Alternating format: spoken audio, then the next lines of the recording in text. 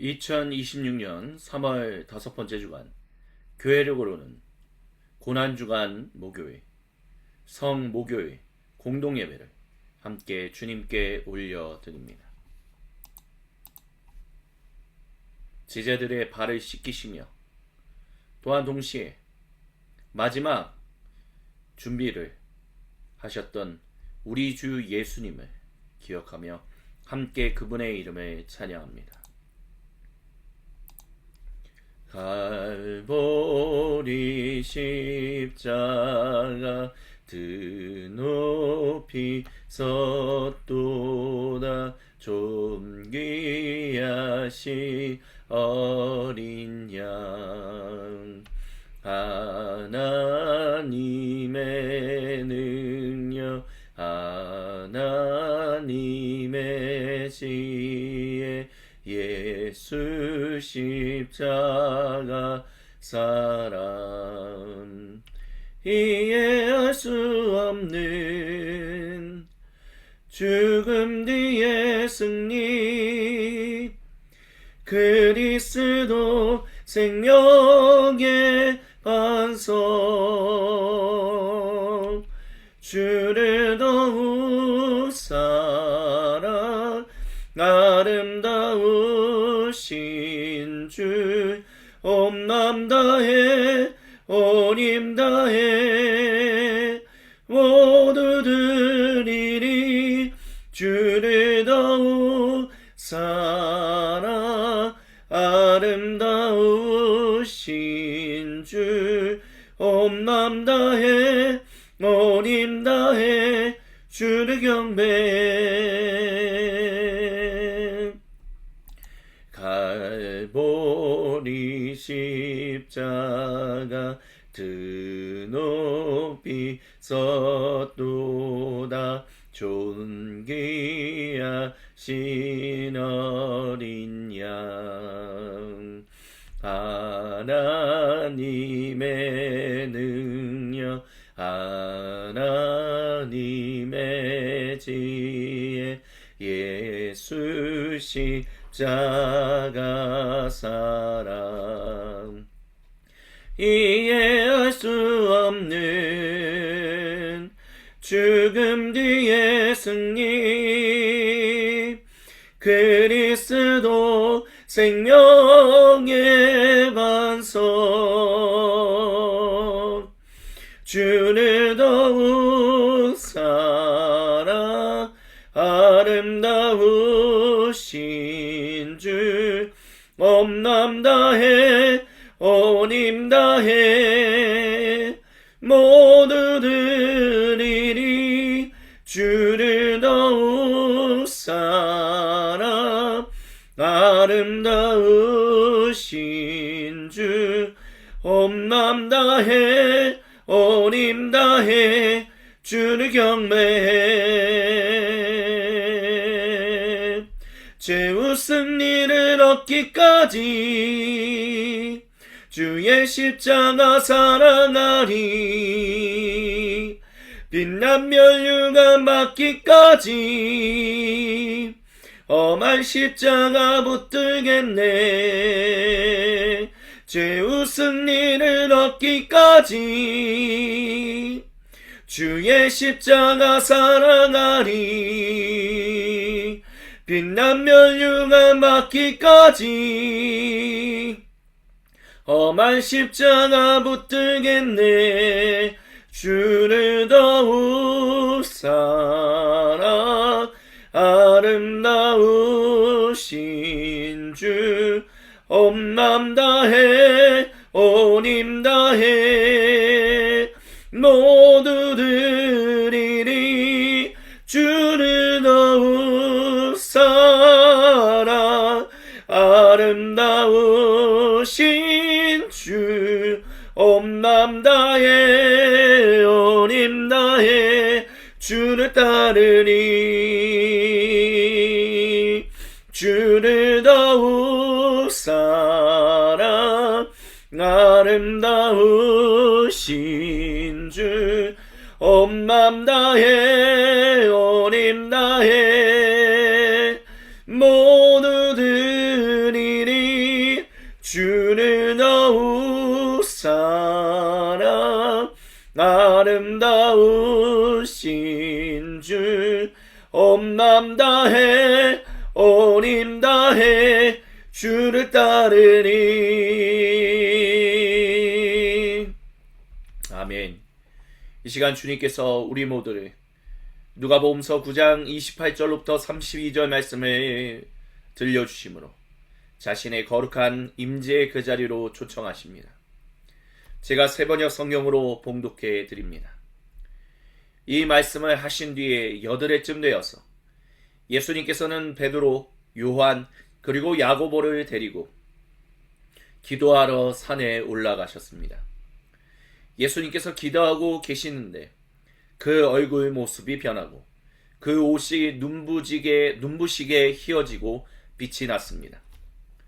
그런데 갑자기 두 사람이 나타나 예수님과 더불어 대화를 나눴습니다. 그들은 모세와 엘리야였습니다. 그들은 영광에 쌓여 나타나서 예수님께서 예루살렘에서 이루실 곧 그의 떠나가심에 대해서 말했습니다. 베드로와 그 일행은 잠을 이기지 못해서 졸다가 깨어나서 영광을 보고 예수님의 영광을 보고 또 그와 함께 서 있는 그 두 사람을 보았습니다. 아멘. 주님께서 사랑하시는 모든 형제 자매 여러분, 예수님께서 아름다운 모습으로 변모하셨던 변화산 사건으로부터 우리는 사순절을 시작합니다.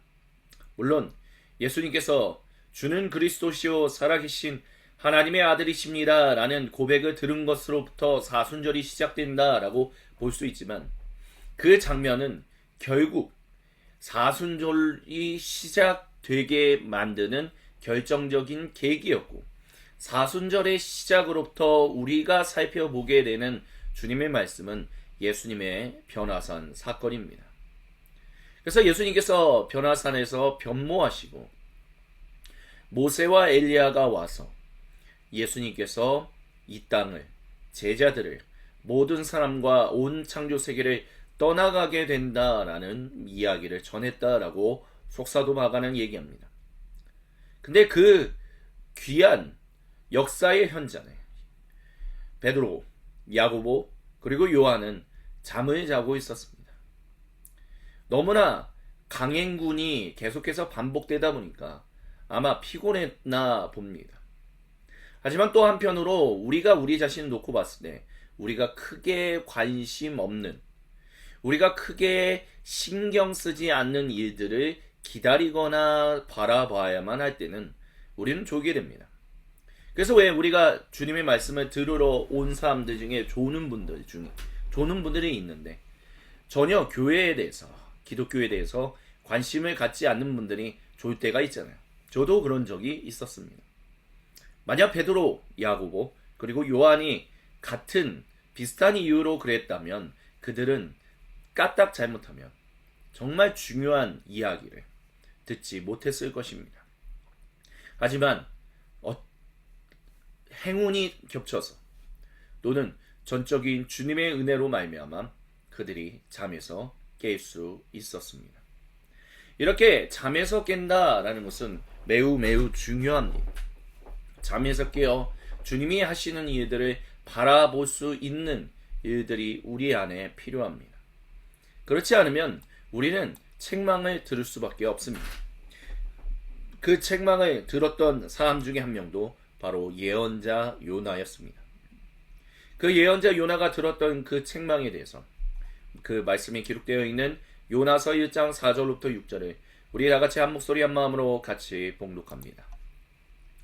주님께서 바다 위로 큰 바람을 보내시니 바다에 태풍이 일어나서 배가 거의 부서지게 되었습니다. 뱃사람들은 두려움에 사로잡혀 저마다 저희 신들에게 부르짖고 저희들이 탄 배를 가볍게 하려고 배 안에 실은 짐을 바다에 내던졌습니다. 요나는 벌써부터 배 밑창으로 내려가 누워서 깊이 잠들어 있었습니다. 마침 선장이 그에게 와서 그를 보고 소리쳤습니다. 당신은 무엇을 하고 있소? 잠을 자고 있다니. 일어나서 당신의 신에게 부르짖으시오. 행여라도 그 신이 우리를 생각해 준다면 우리가 죽지 않을 수도 있지 않소. 아멘. 예언자 요나는 주님께서 그 아시리아 제국의 수도에 가서 주님의 말씀을 전하라 라는 이야기가 마음에 들지 않아서 그는 다시스, 오늘날의 스페인 지역으로 도망가고자 했습니다. 그리고 배를 탔죠. 그리고 배를 타자마자 그는 잠들었다라고 말합니다. 그 잠든 곳도 배의 가장 밑칸이었습니다. 그렇기 때문에 사실 태풍이 치는 것을 알 수도 있었겠지만 그 폭풍이 물난리가 난 거에 대해서 전혀 알지 못했습니다. 하지만 여기서 주님의 전적인 은혜가 하나 보입니다. 이렇게 사람들이 두려워서 배를 가볍게 하려고 배 안에 실은 짐을 바다에 내던졌다라는 것은 그만큼 물이 세차게 들어왔다라는 것을 보여주는 것입니다. 그만큼 배가 조금만 있으면 가라앉게 되겠구나라는 것, 파선하게 되겠구나라는 것을 뱃사람들이 알고 있었다라는 것이죠. 근데 빗물이 들이쳐서, 바닷물이 들이쳐서 결국 배에 물이 가득 차기 시작하면 어디서부터 물이 차오르기 시작하냐면 배 밑창부터입니다. 바로 요나가 잠들어 있는 그 부분이죠. 근데 거기에는 물이 들이차지는 않았어요. 열심히 뱃사람들이 자기의 어떤 그런 것들을 다 내던졌기 때문에 그랬다라고도 할 수 있지만 이 모든 것도 전적인 주님의 은혜로 결국 요나를 깨우기 위하여, 요나를 죽이기 위해서 하시는 것이 아니라 요나로 회개하여 다시 주님이 말씀하신 것의 뜻을 따라 순종하게끔 만들기 위함이다라는 것을 우리는 기억해야 합니다. 그렇기 때문에 선장이 와서 얼른 당신의 신에게 기도하십시오라는 얘기를 들을 수 있었던 것도 주님의 은혜였습니다. 잠을 깨워주신 거죠. 그와 같은 은혜가 우리에게도 필요합니다. 베드로, 야고보, 그리고 요한에게 있었던 그 은혜, 요나를 깨웠던 주님의 그 선장을 통해서 주신 말씀, 그 말씀이 우리에게 필요합니다. 주님이 오늘 일하시는 이 날, 주님이 십자가로 이제 돌아가시기 직전에 하셨던 일들, 그 마지막, 제자들과 함께 하시는 그 마지막을 우리가 온전히 보기 위해서는 우리는 잠에서 깨어야 합니다. 오 주님, 우리를 이 시간 깨워 주시옵소서. 주님께서 주신 말씀을 붙들고 세상에 산산이 흩어졌던 마음의 조각들을 하나로 모아 우리 주님께로 올려드리며 함께 향심 기도를 드립니다. 같이 찬양합니다. 항상 진실케 내 맘 바꾸사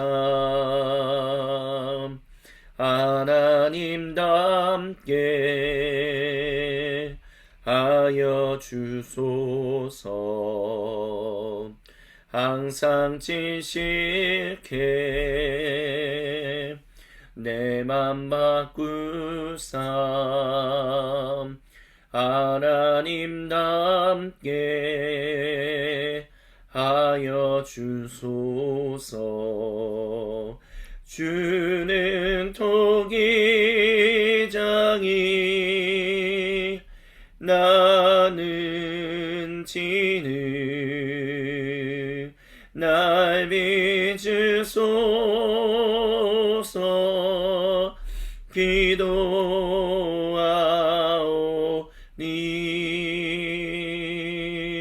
항상 진실케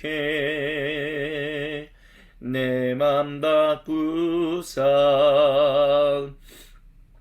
하나님답게 하여 주소서. 주는 토기장이 나는 진을 날 빚으소서. 기도하오니 주는 토기장이 나는 진을 날 빚으소서. 기도하오니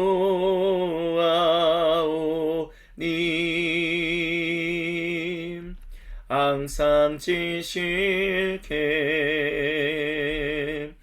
내 맘 바꾸사 하나님답게 하여 주소서. 항상 지실게 내 맘 바꾸사 하나님답게 하여 주소서. 주여 한번 외치고 각자의 고백으로 주님께 기도드립니다. 주여 하나님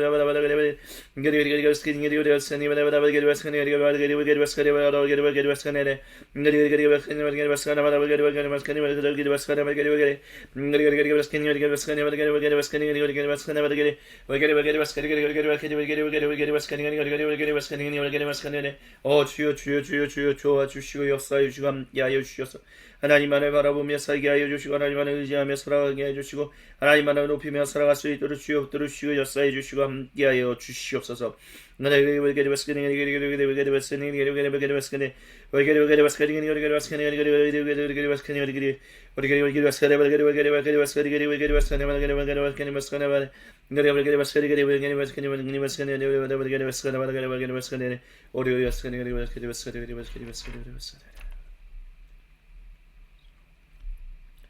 함께 주님께서 우리에게 가르쳐 주신 기도로 아버지 하나님께 한 목소리 한 마음으로 같이 기도하십니다. 하늘에 계신 우리 아버지, 아버지의 이름을 거룩하게 하시며 아버지의 나라가 오게 하시며 아버지의 뜻이 하늘에서와 같이 땅에서도 이루어지게 하소서. 오늘 우리에게 일용할 양식을 주시고 우리가 우리에게 잘못한 사람을 용서하여 준 것 같이 우리의 죄를 용서하여 주시고 우리를 시험에 빠지지 않게 하시고 악에서 구하소서. 나라와 권능과 영광이 영원히 아버지의 것입니다. 아멘. 오 주님, 주님은 주신 말씀과 음성을 붙들고 정직하고 진실하게 그리고 참되고 겸손하게 기도한 모든 주님 백성의 기도를 외면하지 않으십니다. 그리고 거룩하신 말씀으로 우리에게 용서와 격려를 그리고 도전과 위로를 선포하십니다. 그 주님의 이름을 함께 경배하며 찬양합니다. 날 구원하신 예수님 영원히 찬송하겠네. 저 죄인 어서 주께 와 죄 사유하심 받으라. 구하라 주실 것이요 찾으라 얻을 것이라. 죄 중에 상한 영혼을 주 온전하게 하시네. 아멘. 이 시간 주님께서 욥기 33장 14절로부터 17절 말씀을 우리에게 들려주시므로 그 말씀을 우리에게 선언하십니다. 제가 봉독해 드립니다. 사실은 하나님이 말씀을 하시고 또 하신다고 하더라도 사람이 그 말씀에 주의를 기울이지 못할 뿐입니다. 사람이 꿈을 꿀 때, 밤에 환상을 볼 때, 또는 깊은 잠에 빠질 때, 침실에서 잠을 잘 때, 바로 그때 하나님은 사람들의 귀를 여시고 말씀을 듣게 하십니다. 사람들은 거기에서 경고를 받고 두려워합니다. 하나님은 사람들이 죄를 짓지 않도록 하십니다. 교만하지 않도록 하십니다. 아멘. 예, 사실 주님은 꿈을 통해서도 말씀하시는 분이며 또한 우리가 깊이 잠에 빠졌을 때도 말씀하십니다. 그때 하나님께서 사람들의 귀를 여시고 주님의 말씀을 듣게 하십니다. 그런 사람들은 이미 주님 앞에 예민해져 있는 사람들이기 때문에 주님 앞에 예민해져 있다는 것은 그만큼 주님이 하시는 일에 최고의 최우선의 관심을 두고 살아가고 있기 때문에 이 사람들은 굳이 잠에서 깨울 필요가 없다라고 얘기할 수 있겠죠. 하지만 주님이 잠에서 깨우시는 사람들은 주님께 최우선의 관심을 두지 않고 살아가는 사람들이다 라고 말할 수 있을 것입니다. 그들을 주님께서 잠에서 깨우십니다. 하지만 우리를 매 순간, 그런 사람들을 매 순간마다 잠에서 깨우지는 않으실 겁니다. 왜냐하면 그들이 결국 주님의 은혜를 따라 굳이 잠을 깨우지 않아도 주님의 말씀에 민감하게 기민하게 반응할 수 있는 주님께 최우선의 관심을 두고 살아가는 주님의 백성으로 삼아 주시기 때문입니다. 그렇게 일하시는 우리 주님을 함께 경배하며 찬양합니다. 다니엘서 2장 20절로부터 23절 말씀을 우리 다같이 한 목소리 한 마음으로 같이 봉독합니다.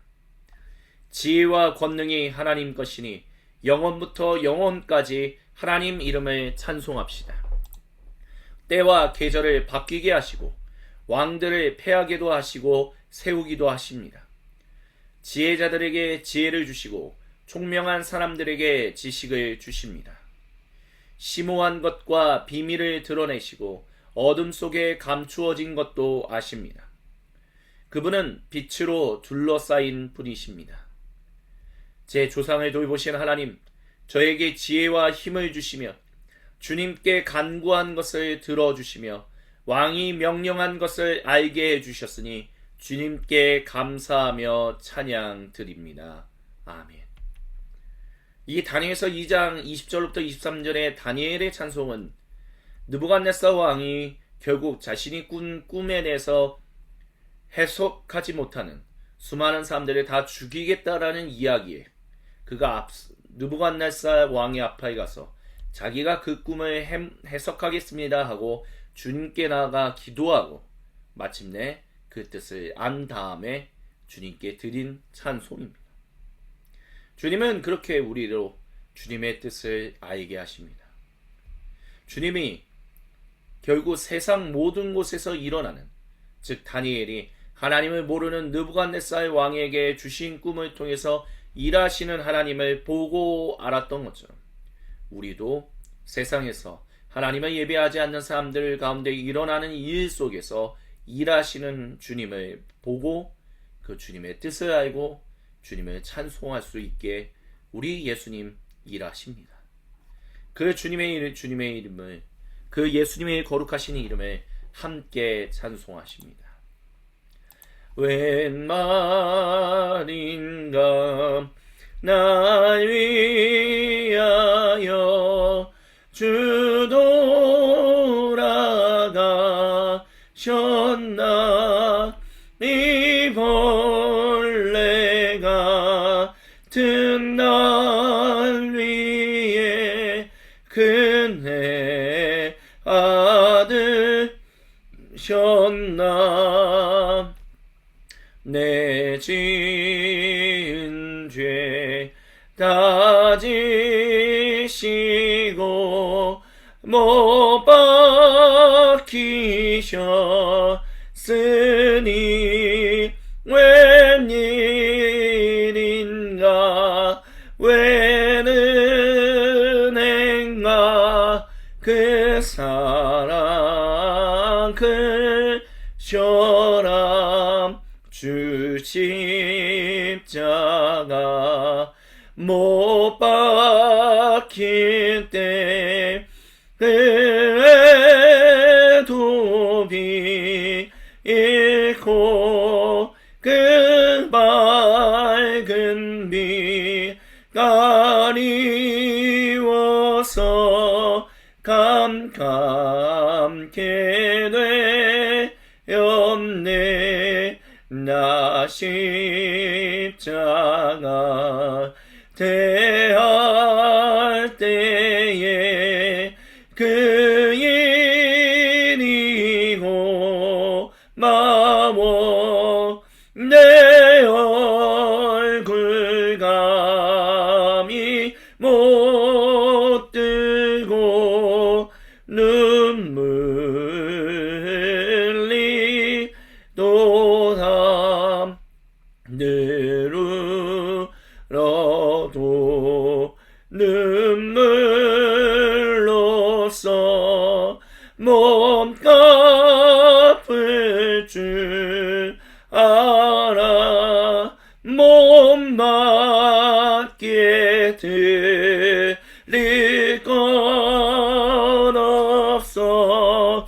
이 몸 바칩니다.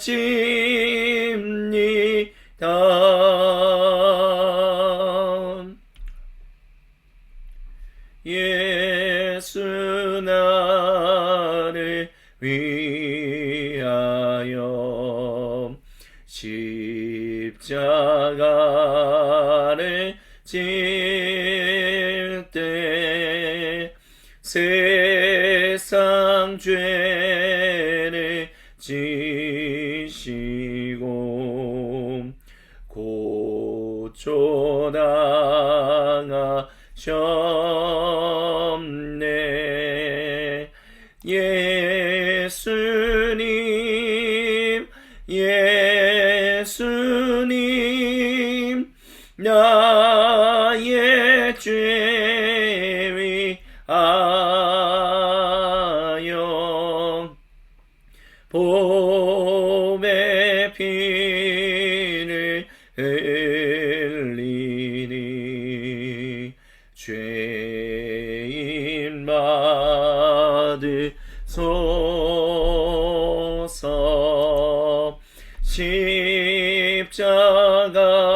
십자가를 지심은 무슨 죄가 있나. 저무지한 사람들 메시아 주였네. 예수님 예수님 나의 죄 위하여 봄의 피를 흘리니 죄인 받으소서. 피와 같이 붉은 죄 없는 이가 없네. 십자가의 골로로 눈과 같이 되네. 예수님 예수님 나의 죄 위하여 봄의 피를 흘리니 죄인 받으소서.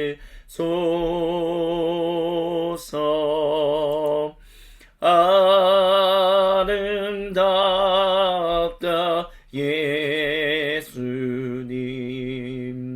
나의 좋은 짐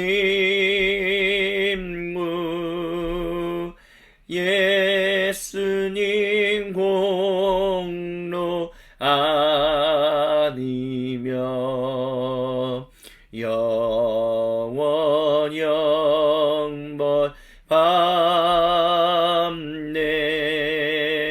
예수님 예수님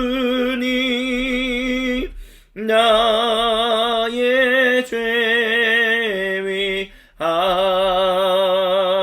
위하여 보배 피를 흘리니 죄인 받으소서.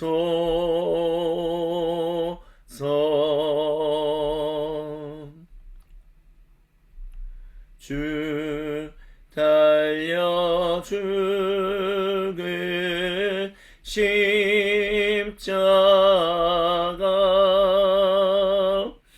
우리가 생각할 때에 세상에 속한 욕심을 헛된 줄 알고 버리네. 죽으신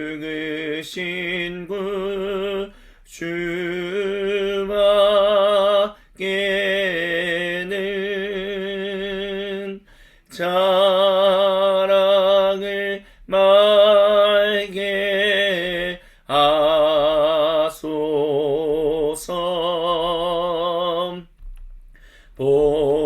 보혈의 공로 힘입어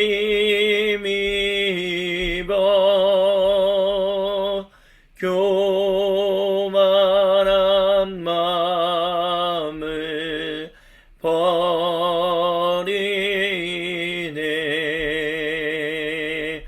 못 박힌 손발 보니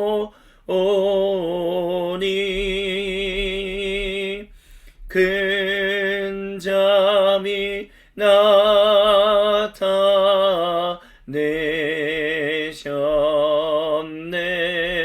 나타내셨네. 가시로 만든 멸류관 우리를 위해 쓰셨네.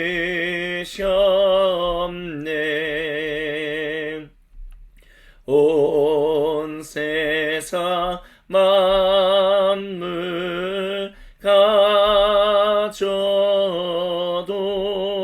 가져도 주내 못 따라감겠네.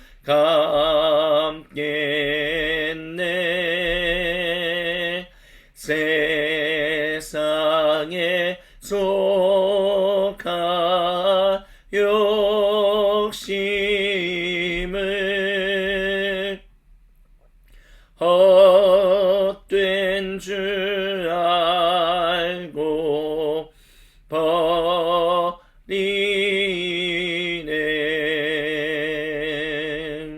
아멘. 주님, 거룩한 목요일 이 시간 주님 앞에 나아가 엎드립니다. 주님의 말씀을 사모하는 우리에게 이 시간 거룩하신 말씀을 들려주옵소서. 그 말씀을 듣고 우리의 삶이 오직 주님께로만 더 온전히 향하게 소망합니다. 주여 인도하여 주옵소서. 주님께 모든 것을 의탁드리오며 살아계신 우리 주 예수님의 이름으로 기도드립니다. 아멘. 이 모든 것을 통하여 궁극적으로 우리에게 주시는 주님의 거룩하신 말씀이 마가복음서 14장 32절로부터 42절에 기록되어 있습니다. 제가 봉독해 드립니다. 그들은 겟세마네라고 하는 곳에 이르렀습니다. 예수님께서 제자들에게 말씀하시기를 내가 기도하는 동안에 너희는 여기에 앉아 있어라 하시고 베드로, 야고보, 그리고 요한을 데리고 가셨습니다. 예수님께서는 매우 놀라며 괴로워하기 시작하셨습니다. 그래서 그들에게 말씀하셨습니다. 내 마음이 근심에 쌓여 죽을 지경이다. 너희는 여기에 머물러서 깨어 있어라. 그리고서 조금 나아가서 땅에 엎드려 기도하시기를 될 수만 있다면 이 시간이 자기에게서 비껴가게 해달라고 하셨습니다. 예수님께서는 이렇게 말씀하셨습니다. 아빠 아버지, 아버지께서는 모든 일을 하실 수 있으시니 제게서 이 잔을 거두어 주십시오. 그러나 제 뜻대로 하지 마시고 아버지의 뜻대로 해 주십시오. 그런 다음에 돌아와서 보시니 제자들은 자고 있었습니다. 그래서 베드로에게 말씀하셨습니다. 시몬아, 자고 있느냐? 1시간도 깨어 있을 수 없느냐? 너희는 유혹에 빠지지 않도록 깨어서 기도해라. 마음은 원하지만 육신이 약하구나. 예수님께서 다시 떠나가서 같은 말씀으로 기도하시고 다시 와서 보시니 그들은 자고 있었습니다. 그들은 졸려서 눈을 뜰 수 없었던 것입니다. 그들은 예수님께 무슨 말로 대답해야 할지를 몰랐습니다. 예수님께서 세 번째 와서 그들에게 말씀하셨습니다. 남은 시간에 자고 쉬어라. 그 정도면 넉넉하다. 때가 왔다. 보아라. 인자는 죄인들의 손에 넘어간다. 일어나서 가자. 보아라. 나를 넘겨줄 자가 가까이 왔다. 아멘. 이는 거룩하신 우리 주님의 말씀입니다. 오 주님, 저희가 간절히 주님을 의지합니다. 잠들지 말아야 할 때가 있다라는 제목으로 주님의 말씀을 함께 듣습니다. 잠들다 또는 잠들지 않다.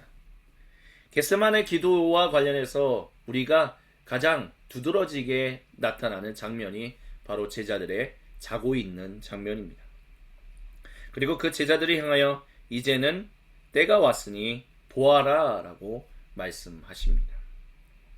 사실 겟세마네 기도는 우리가 사순절을 온전히 지키지 않는 교회라고 할지라도 적어도 고난주간은 다들 지키기 때문에 이 말씀은 성도의 평생에 걸쳐서 정말 한 수십 번 또는 수백 번 들은 말씀이다. 들은 본문이다 라고 할 수 있습니다. 그래서 어쩌면 저도 굉장히 오랜 시간 동안 이 본문을 피해서 다른 본문들을 가지고 주님의 말씀을 증언했던 것 같습니다. 워낙 많이 들은 말씀이기 때문에, 그리고 우리가 누구보다도 잘 알고 있는 말씀이기 때문에 이 본문을 피해서 다른 본문들을 선택하지 않았나라는 생각을 가집니다. 하지만 꼭 그런 것만은 아니다라고도 말씀드리고 싶습니다.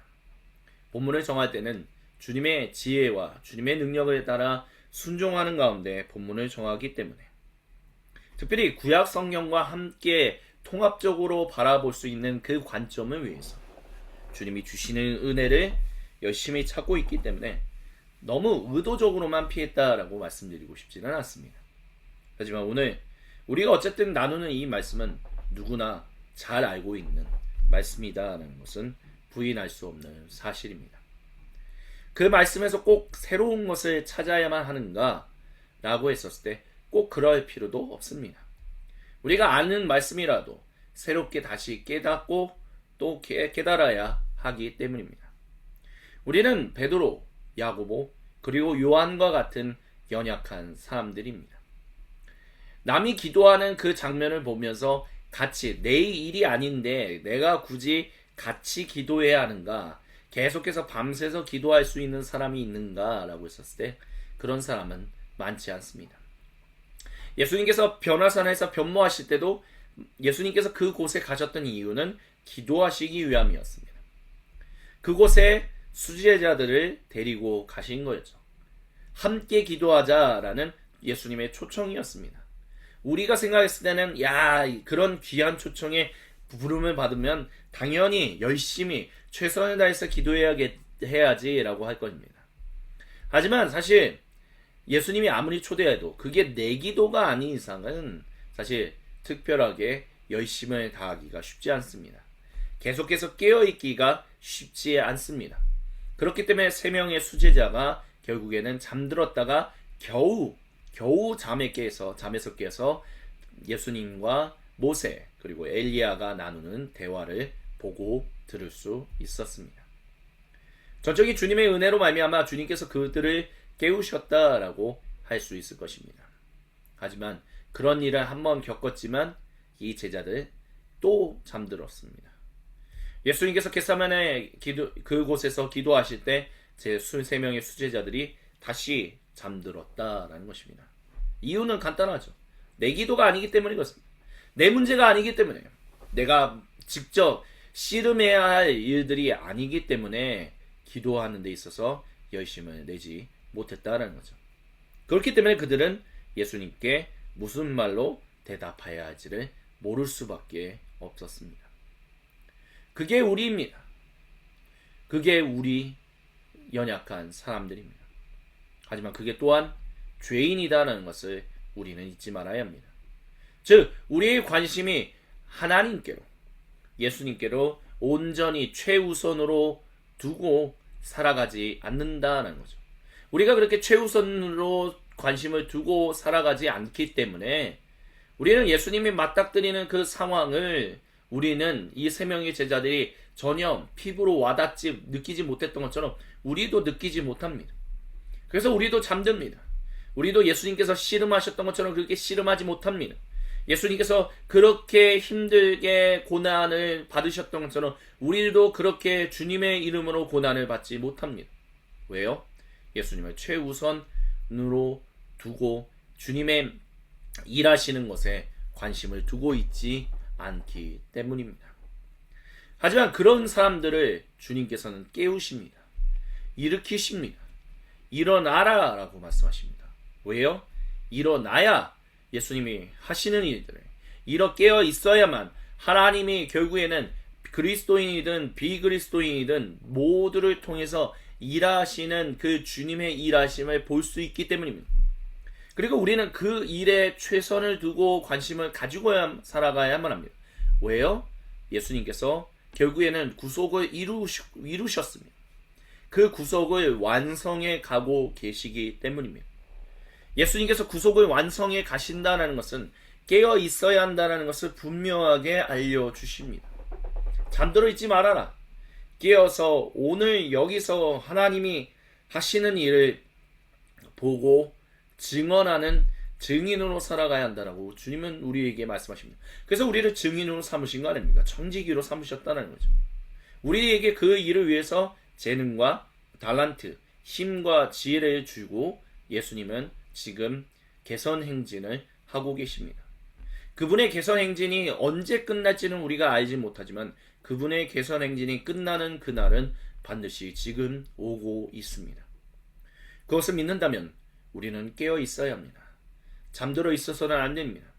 그 잠들지 않으려면 정말 주님이 하시는 일을 온전하게 증언하는 일에 우리의 모든 초점을 맞추고 우리의 모든 신경을 곤두세워서 주님의 일하심에 최우선의 관심을 가지고 살아가야 합니다. 우리의 마음이 흔들려서는 안 된다라는 것이죠. 하지만 우리의 마음이 흔들릴 때가 많다는 것은 저부터 겸손히 고백합니다. 예배를 집례하는 가운데서도 순간적으로 다른 생각이 들어올 때가 있습니다. 순간적으로 있었던 고민이 또 갑자기 떠올라서 주님께 예배 드리는 것에 온전히 집중하지 못하게 방해할 때가 있습니다. 그게 우리라는 것이죠. 그게 우리의 연약함입니다. 그게 우리의 부족함입니다. 그래서 주님이 깨우신다라는 것입니다. 때로는 주님이 비그리스도인들을 통해서 우리를 깨울 때도 있습니다. 요나를 선장인 그 비그리스도인, 그 비이스라엘 사람이었던 그 선장을 통해서 요나 예언자를 깨워서 기도하라라고 얘기했던 것처럼. 그래서 우리는 결국 그렇게 깨어남으로 말미암아 우리는 잠을 자도 주님의 말씀을 들을 수 있고 꿈속에서도 주님을 만날 수 있는 사람들이 됩니다. 겟세마네와 관련해서 조금 더 우리가 주목했으면 하는 것들을 이야기하도록 하겠습니다. 같이 나누도록 하겠습니다. 내가 기도하는 동안에 너희는 여기에 앉아 있어라 라고 모든 제자들을 거기다 두시고 3명의 수제자만 데리고 가셨는데 속사도 마가는 예수님께서 그때부터 매우 놀라며 괴로워하기 시작하셨다라고 합니다. 놀라고 괴로워했다라는 것이 제자들을 남겨놓고 수제자를 데리고 가는 그 전부터 있었던 것이 아니라 수제자를 데리고 가는 가운데서 갑자기 일어났다라고 얘기하고 있다라는 것입니다. 그래서 예수님께서 제자들에게 그 3명의 수제자에게 말씀하시죠. 내 마음이 근심에 쌓여 죽을 지경이다. 그래서 너희는 여기서 머물러서 깨어서 함께 기도하라 라고 말씀하십니다. 물론 기도하라 라는 말씀은 안 했지만 결국 여기 깨어 있어라 라는 것은 무엇이냐면 예수님이 기도하는 것처럼 그 예수님을 위하여 기도하는 존재가 되어야 한다는 것을 암묵적으로 말하고 있다라는 것을 우리는 잊지 말아야 할 것입니다. 근데 왜 갑자기 겟세마네 동산에서 예수님이 이미 이르르셨고 3명의 수제자를 데리고 가는 가운데서 왜 예수님께서 괴로워하기 시작했을까? 어쩌면 거기서 주님이 하시는 뜻을 아버지 하나님이 하고자 하시는 일의 그 의미를 더 온전하게 알게 되었기 때문이다 라고 얘기할 수 있을 것입니다. 이미 예수님께서 변화산에서 변모하실 때 물론 그 전부터 즉 사도 베드로를 위시한 주님의 초기 제자들 그들로부터 공동의 신앙 고백을 예수님은 받으셨습니다. 주는 메시아야 크리스투스 구세주이시며 살아계신 하나님의 아들이십니다 라는 신앙 고백을 듣고 난 뒤에 예수님은 자신이 죽으러 간다라는 것을 얘기하셨습니다. 또한 변화산에서 변모하실 때 모세와 엘리야를 통해서 예수님께서 떠나가게 즉 제자들을 떠나가게 되는 장면을 얘기 나눴다라고 속사도 마가는 우리에게 얘기합니다. 이미 예수님은 내가 십자가에서 목숨을 모든 사람과 온 창조 세계를 위하여 목숨을 잃는다라는 것을 여러 차례 강조하셨습니다. 그리고 그것 때문에 괴로워하지는 않으셨습니다. 그렇기 때문에 어떤 목회자들이 말하는 것처럼 이제 십자가를 앞에 두고 있으니까 괴로워했다라는 것은 사실 말이 되지 않습니다. 교부들은 이 부분과 관련해서 이런 얘기를 하기도 했습니다.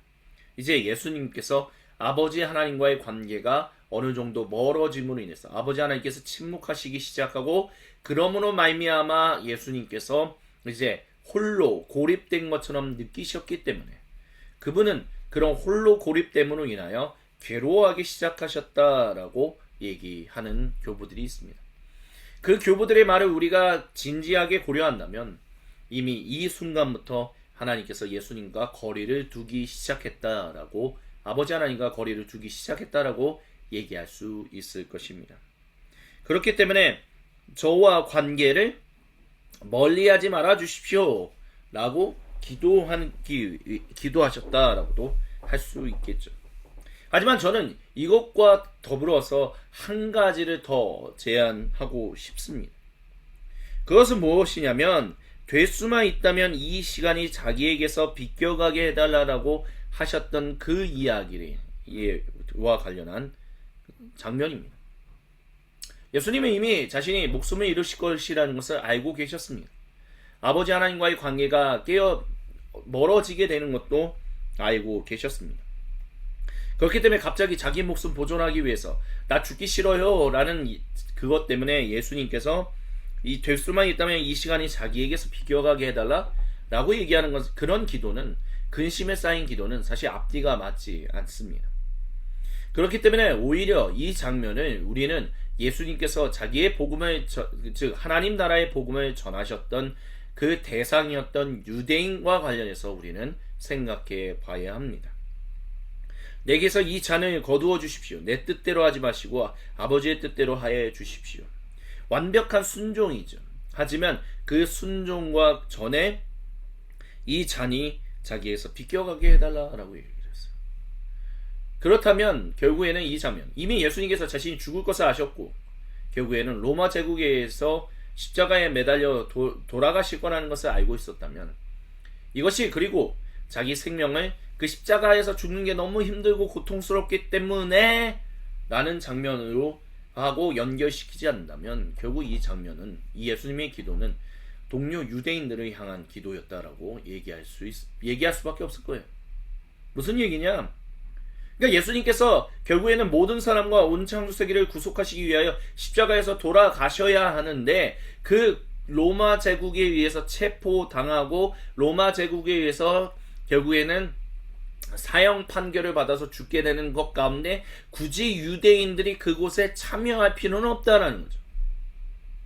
이미 모든 사람을 위해서 죽으시기 위하여 오셨다라고 말씀하시지 않았습니까? 근데 그분이 굳이 너무 무서워요, 아파요, 힘들어요 라는 것 하나 때문에 이 잔은 내게서 걷어가달라는 그 근심에 사로잡혀서 땀방울이 핏방울이 되도록 기도하셨다는 것은 너무 예수님을 하찮게 만드는 겁니다.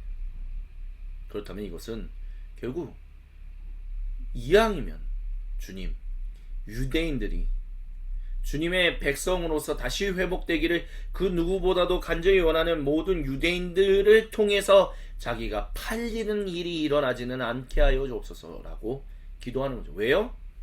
그 뒤로 인해서 빌라도가 이 사람의 피는 나와 상관이 없다라고 손 씻을 때 유대인들이 자기를 그렇게 얘기하잖아. 이 사람과 관련한 모든 저주는 우리가 당하겠습니다 라고.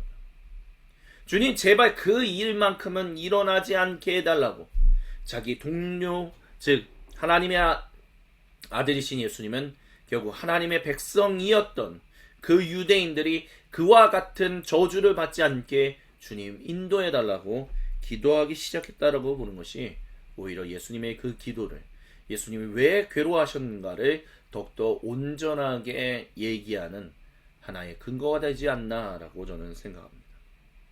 하지만 중요한 것은 그게 어떠한 이유든 간에 아버지께서는 모든 일을 하실 수 있으시니 이 잔을 거두어 주십시오. 즉 만약에 지금 말씀드렸던 것처럼 유대인들이 저를 고발해서 로마 제국에 의해서 목숨을 잃는 것이 아니라 그냥 이방인들, 비유대인들을 통하여 자기가 잡히고 사형 판결 받아서 십자가에서 죽게 하십시오 하실 수 있지 않습니까?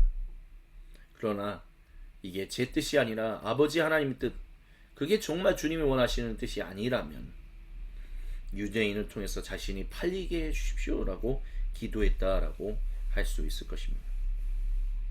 그렇습니다. 우리는 말씀을 읽을 때 주님 예수님을 너무 작게 만드는 해석들을, 작게 만드는 그런 이야기들을 최대한 조심스럽게 다시 한번 상고하고 또 상고해 볼 필요가 있습니다.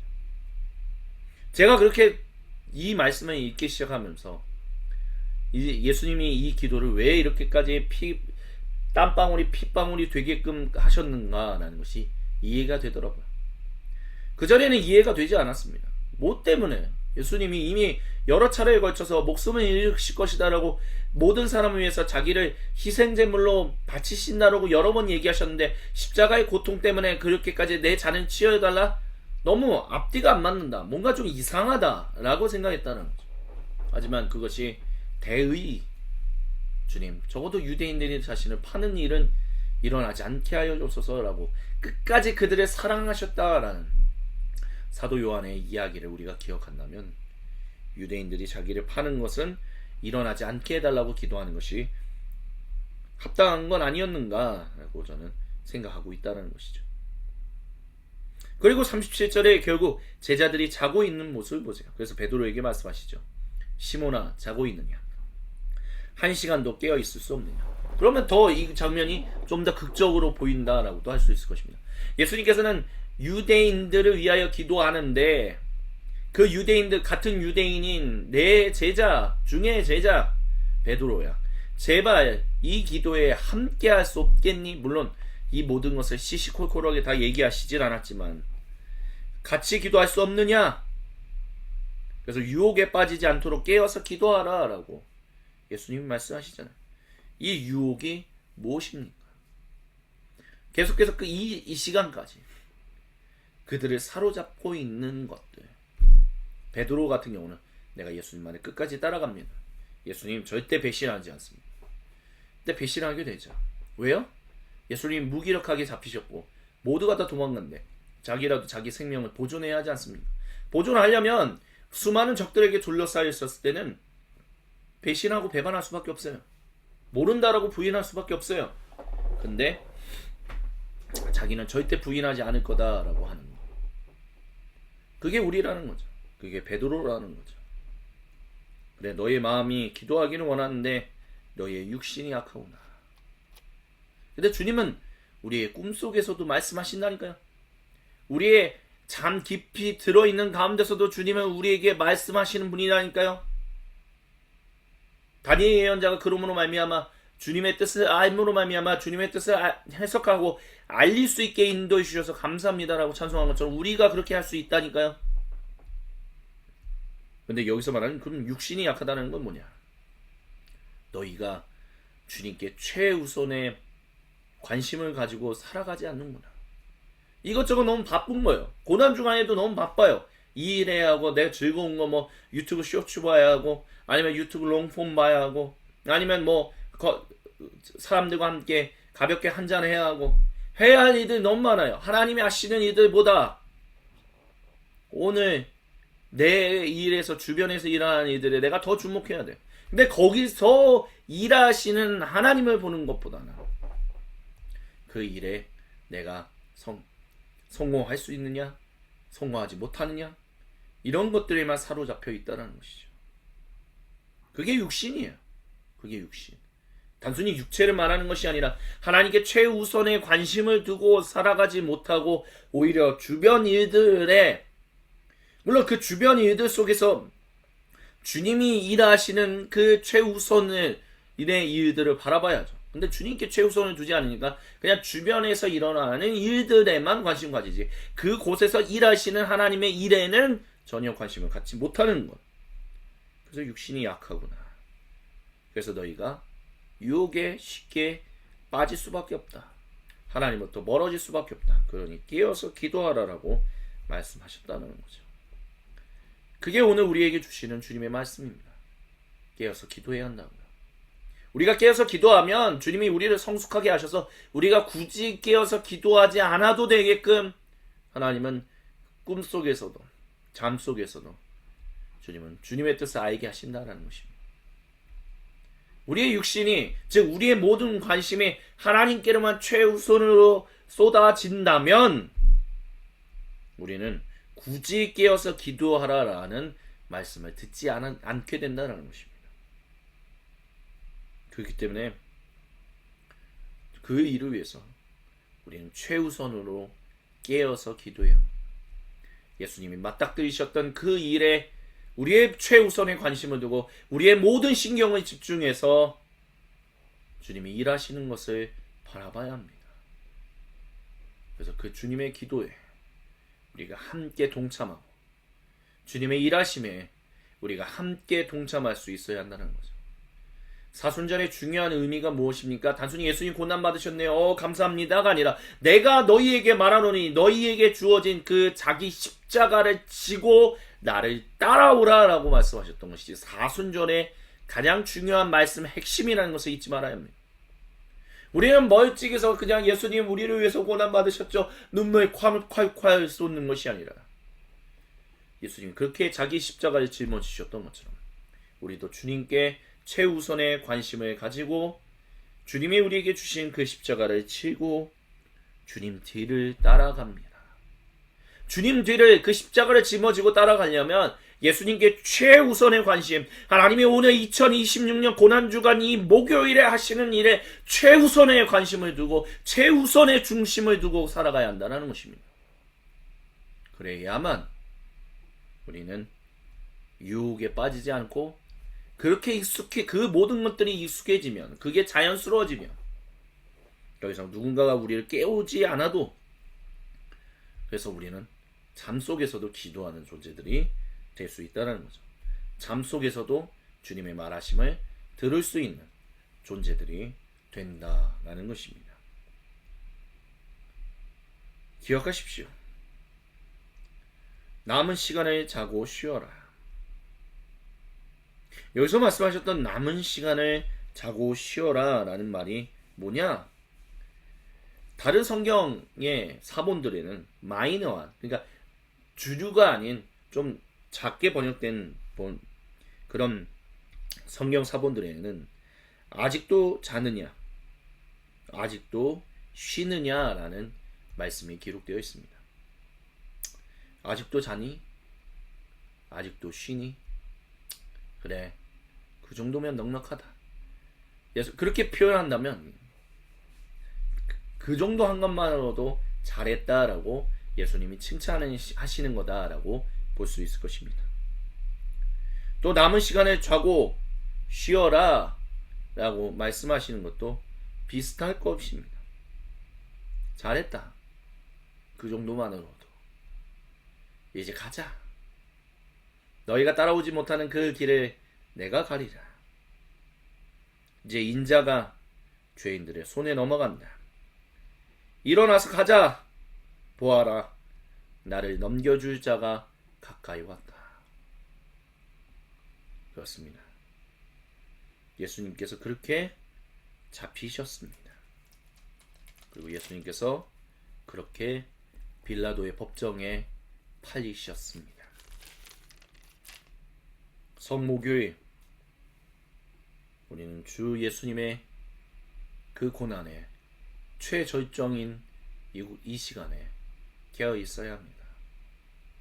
다시 우리의 초점이, 만약 그동안 우리의 초점이 하나님 외에 다른 것에 최우선을 두고 살아갔다면 이 시간은 깨어서 예수님이 잡히시는 그 날에 우리의 온 신경이 집중되어야 합니다.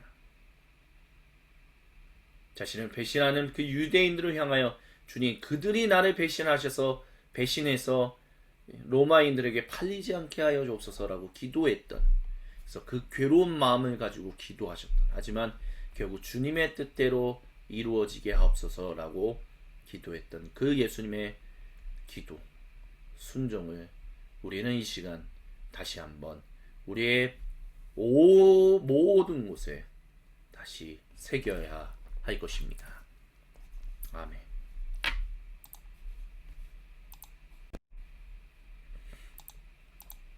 이 시간 주신 말씀과 음성을 붙들고 우리 각자의 골방으로 들어갑니다. 침묵 가운데 우리가 주님 앞에 홀로 있을 때 우리 각자에게로 찾아오셔서 거룩한 얼굴을 보이시며 생명의 음성을 들려주신 우리 주님과 얼굴과 얼굴을 마주보고 함께 생명의 교제를 나누는 관조기도를 우리 주님께 드립니다.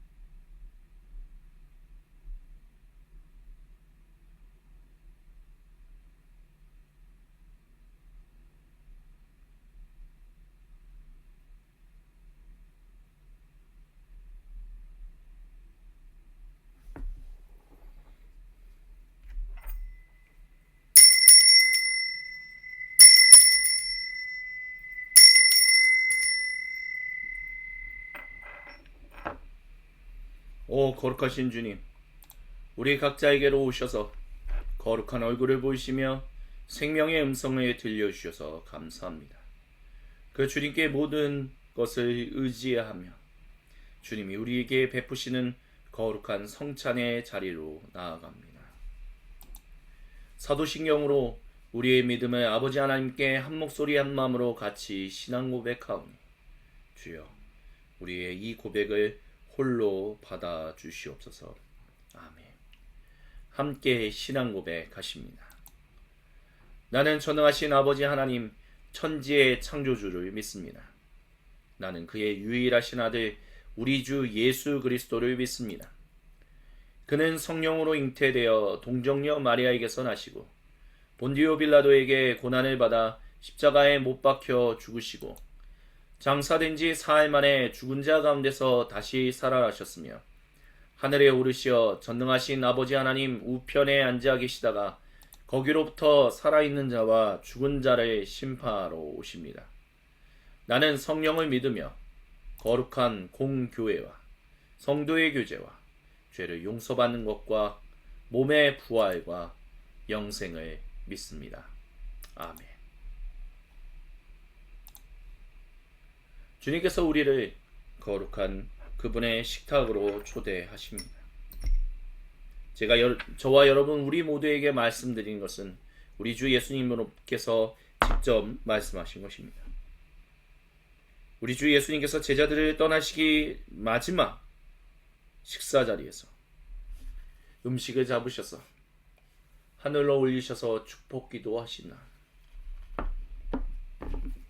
그 음식을 떼어 제자들에게 주시면서 말씀하셨습니다. 받아 먹으라. 이것은 너희를 위하는 내 몸이다. 또한 식사가 마치시고 난 이후에 예수님께서 동일하게 잔을 잡으시고 그곳에 음료를 부으신 다음 하늘로 올리셔서 축복 기도하신 다음 그 잔을 제자들에게 주시면서 말씀하셨습니다.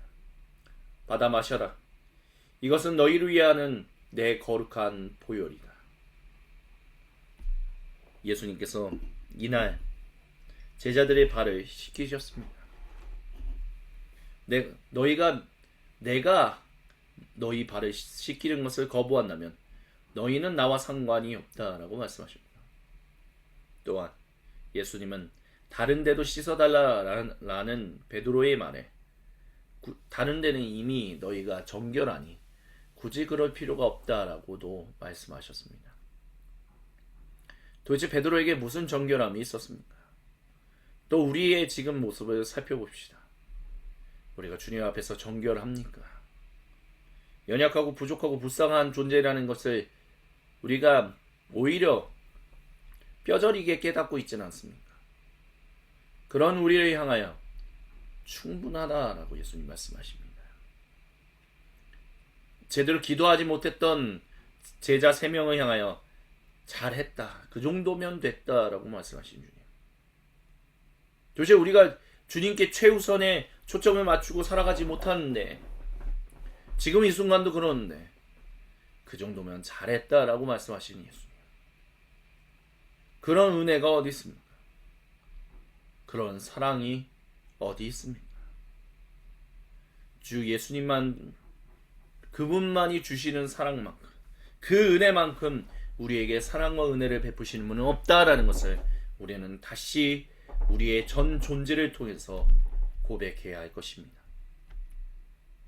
그 고백의 찬양을 함께 주님께 올려드립니다.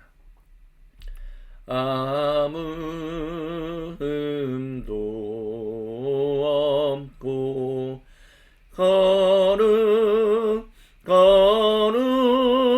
거룩하신 주 하나님 어린 양이 죽임을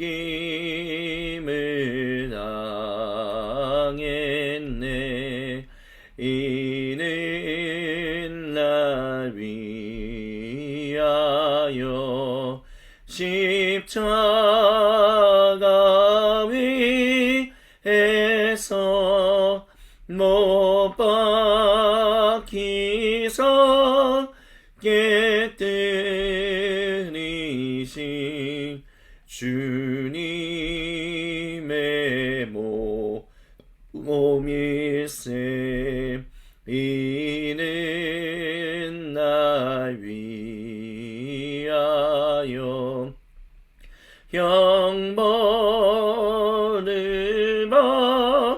받으사 주가 친히 대신 흘린 주의 보혈 어릴세. 이는 주가 지금 나에게 주시는 영생하는 양식이요 마시는 자 아닐세. 아멘. 이 시간 우리 앞에 놓여있는 음식과 음료를 위해서, 주님의 몸과 보혈을 위해서 함께 기도합니다. 주여, 충분하지 못한 나 같은 존재를 위하여, 온전하지 못한 아직도 죄인인 나 같은 자를 위하여, 연약한 육신을 가지고 있는 이 못난 자를 위하여, 그 정도면 괜찮아, 잘했다 라고 말씀하신 주님, 당신의 사랑과 은혜만큼 우리를 위하는 사랑과 은혜를 주는 이가 또 누가 있겠습니까? 주님, 그저 감사드릴 따름입니다. 주님, 하지만 거기에서만 머물러 있지 않기 원합니다. 하나님, 잠에서 깨어 기도하여 주님께 최우선의 초점을 맞추고 살아가는, 그래서 우리가 잠을 자더라도 그곳에서 주님의 음성을 듣고 주님과 생명의 교제를 나누는 하나님의 백성이 되길 원합니다. 주여, 그러기 위해서는 우리의 힘과 지혜로는 그 모든 일을 감당할 수 없사오니 주여, 주님의 지혜와 능력으로 우리에게 충만하게 허락하여 주셔서 주님 성령 하나님을 통하여 아들 예수님 안에서 아버지 하나님과 생명의 교제를 나눌 수 있도록 주여, 우리의 모든 것이 주님만을 1순위로 놓고 살아가는 하나님의 거룩한 백성들이 되도록 주여, 우리를 불쌍히 여겨주옵시고 함께하여 주옵소서. 주님의 음식과 주님의 음료를 먹고 마실 때 성령 하나님께서 충만하게 임재하셔서 주님의 몸과 보혈로 그 모든 것을 충만하게 채워주실 우리 주님만을 경배하며 살아계신 우리 주 예수님의 이름으로 간절히 기도드립니다. 아멘. 우리 함께 음식을 들어 올립니다. 주님, 이 못난 사람, 이 죄인, 주여, 우리를 인도하여 주옵소서. 이끌어 주시옵소서. 간절히 주님만을 최우선으로 놓고 살아갈 수 있도록 주여, 우리를 깨우쳐 주시옵소서. 아멘으로 화답하며 주님의 몸을 같이 드십니다. 아멘.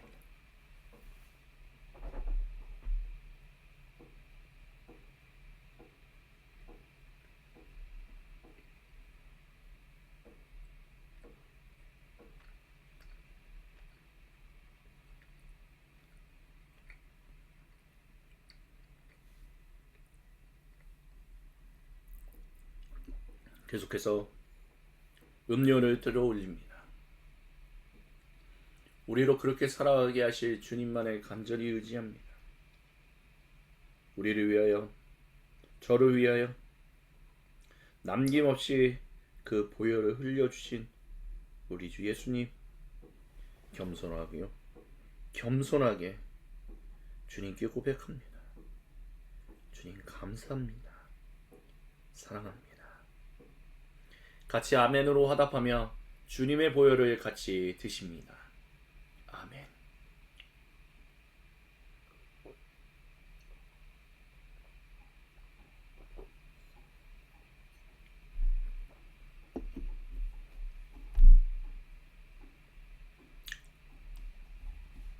아멘.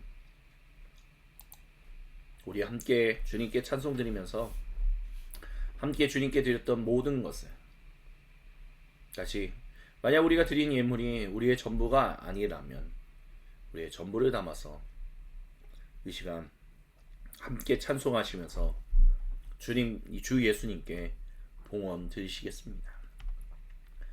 어려운 일 당할 때 남의 믿음 적으나 의지하는 내 주를 더욱 의지합니다. 세월 지나갈수록 의지할 것뿐일세. 무슨 일을 당해도 예수 의지합니다. 밝을 때의 노래와 어두울 때의 기도로 천국 올라가도록 의지할 것뿐일세. 세월 지나갈수록 의지할 것뿐일세. 무슨 일을 당해도 예수 의지합니다. 세월 지나갈수록 의지할 것뿐일세. 무슨 일을 당해도 예수 의지합니다. 주님께 봉헌 기도 드립니다. 우리 주 예수님께 우리 가진 거 아무것도 없지만 그 모든 전부를 주님께 올려드립니다. 예수님, 나를 위하여, 우리를 위하여, 모든 창조 세계를 위하여 십자가로 그 십자가를 짊어지신 우리 주 예수님만을 간절히 사랑합니다. 주님, 사랑합니다. 주 예수님, 감사합니다. 아멘. 축도로 고난주간 목요일 성목요일 공동예배를 마칩니다. 이제는 우리 주 구세주 예수님의 은혜와 아버지 하나님의 크고 놀랍고 위대하신 사랑과 성령 하나님의 우리와 함께 하셔서 우리로 주님의 자녀로 살아가게 하시는 놀라운 삼위 하나님의 은총이 이 시간 주님 앞에 나아가 머리 숙여 그저 감사하다라고 고백하는 이 모든 연약한 이들에게, 그리고 오늘도 거룩한 주님의 날, 주님이 정하신 시간에 모이라고 하신 장소에 모여 거룩한 그 주님의 몸을 이루어 삼위 하나님의 이름을 예배하며 찬양할 그 모든 주님의 사도적 공동체들 가운데 지금으로부터 영원토록 구체적으로 항상 함께하여 주옵시기를 간절히